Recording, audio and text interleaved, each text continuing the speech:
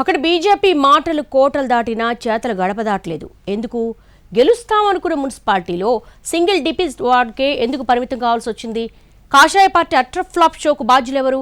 Party MLA ఉన్న చోట కూడా ఎందుకు ఈ దుస్థితి వచ్చింది? తప్పెక్కడ జరిగింది? లెక్కలు ఎలా తప్పాయి? Let's watch.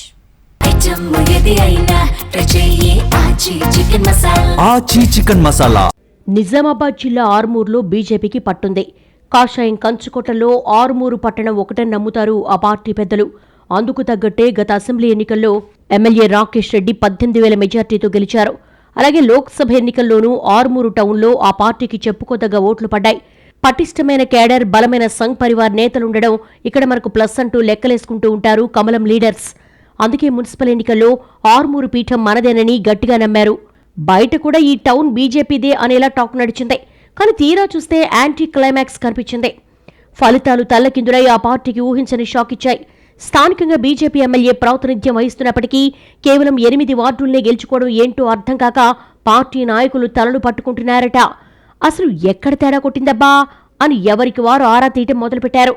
ఈ మున్సిపాలిటీలో 36 వార్డులుండగా 19 చోట్ల గెలిచి చైర్మన్ పీఠాన్ని కాంగ్రెస్ కైవసం చేసుకుంది.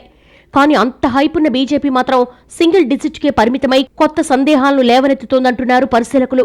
ఇక్కడ బీఆర్ఎస్ 5, స్వతంత్రులు 3 గెలవగా ఎంఐఎం అభ్యర్థి ఒకచోట విజయం సాధించారు. గెలుపు మాదేనన్న ధీమాగా ఉన్న బీజేపీ కేడర్ ఫలితాల షాక్ నుంచి ఇంకా కోలుకోలేకపోతోందట. దీంతో అట్టర్ ఫ్లాప్ షోకు కారణం ఎవరన్న చర్చ పార్టీలో జోరుగా జరుగుతోంది.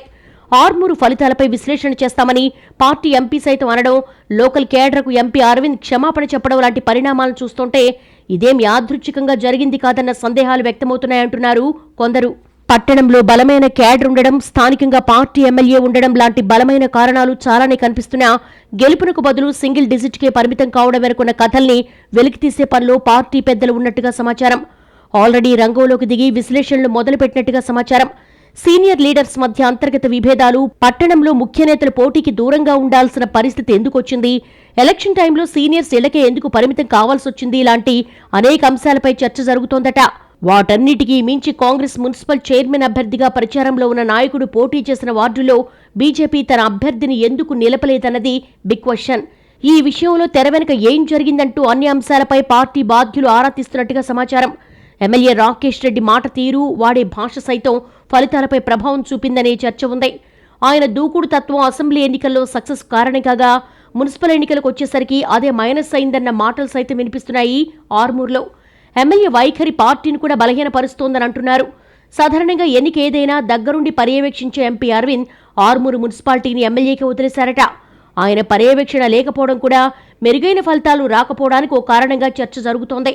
అందుకే రాబోయే జడ్పీటీసీ, ఎంపీటీసీ ఎన్నికల పర్యవేక్షణ బాధ్యతను ఎంపీనే తీసుకోవాలన్న డిమాండ్ పెరుగుతోంది. ఆర్మూరు ఫలితాల్లో లెక్క ఎక్కడ తప్పిందో, అది కాకతాళీయమా లేక కావాలనే జరిగిందా, తెర వెనక సంగతులేంటో పార్టీ పెద్దలు తేల్చాలన్న డిమాండ్ గట్టిగా వినిపిస్తోంది ఆర్మూరు కాషాయ దళంలో.